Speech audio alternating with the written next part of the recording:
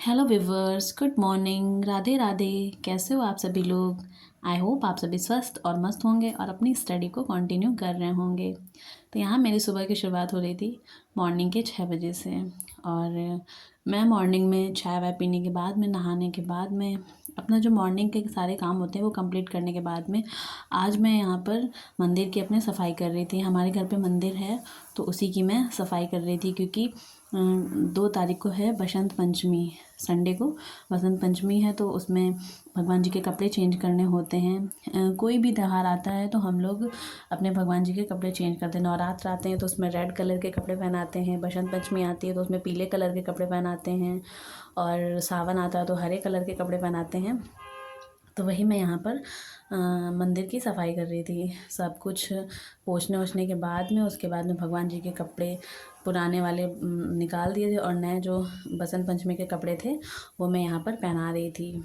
और आज मैंने अपनी टू डू लिस्ट नहीं बनाई थी, क्योंकि मुझे काम था दिन में और यही सब काम करने में काफ़ी समय हो जाता है। हर बार हम लोग साफ़ सफाई करते हैं मंदिर की तो काफ़ी समय लग जाता है, कम से कम मंदिर में 2 ढाई घंटे लग जाते हैं। उसके बाद में जो कपड़े मतलब चेंज करो, उनको भी धुलो फैलाओ, काफ़ी काम हो जाता है। तो अभी यहाँ पर हम लोग, ये देखिए हमारी माता रानी, हम लोगों ने कपड़े चेंज कर दिए हैं, मंदिर साफ़ सुथरा हो गया। देखिए कितना सुंदर लग रहा है मंदिर।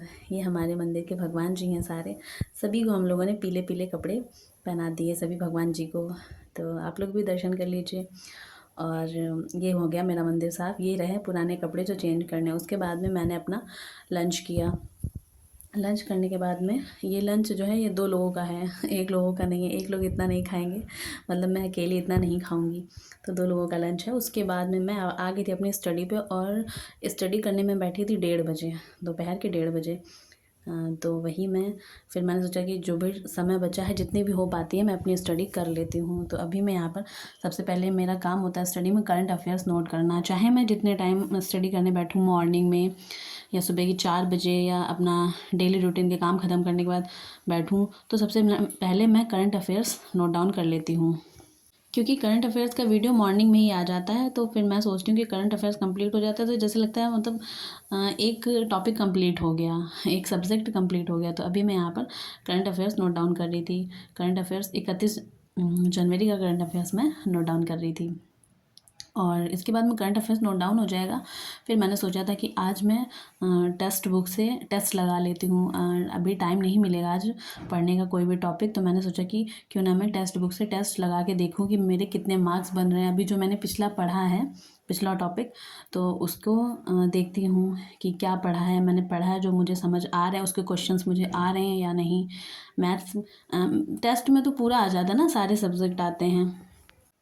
तो वही मैं यहाँ पर टेस्ट लगा रही थी। कहते हैं कि हम लोग टॉपिक तो पढ़ते ही हैं, लेकिन उसके बाद अगर टेस्ट लगा लेते हैं तो हमें पता चल जाता है कि कितना हमारा टॉपिक मजबूत हुआ है, कितना हमने उसे अच्छे से पढ़ा है। और जो क्वेश्चंस गलत होते हैं उसमें नीचे सॉल्यूशन भी दिया होता है।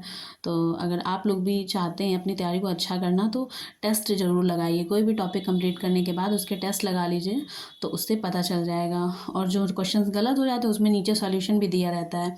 तो ये मैं क्या करती हूँ कि टेस्ट लगाती हूँ, तो जो सॉल्यूशन मेरे गलत हो जाते हैं क्वेश्चन, जो सॉल्यूशन दिया रहता है, तो मैं उन्हें एक अलग कॉपी में नोट कर लेती हूँ और उसे मैं रिवाइज़ करती रहती हूँ। तो उससे मेरे क्वेश्चंस वो याद भी हो जाते हैं जो क्वेश्चन टेस्ट में आते हैं। तो थैंक यू गाइस, मिलते हैं नेक्स्ट व्लॉग में। Bye bye. नेक्स्ट व्लॉग में बताऊँगी मेरा स्कोर क्या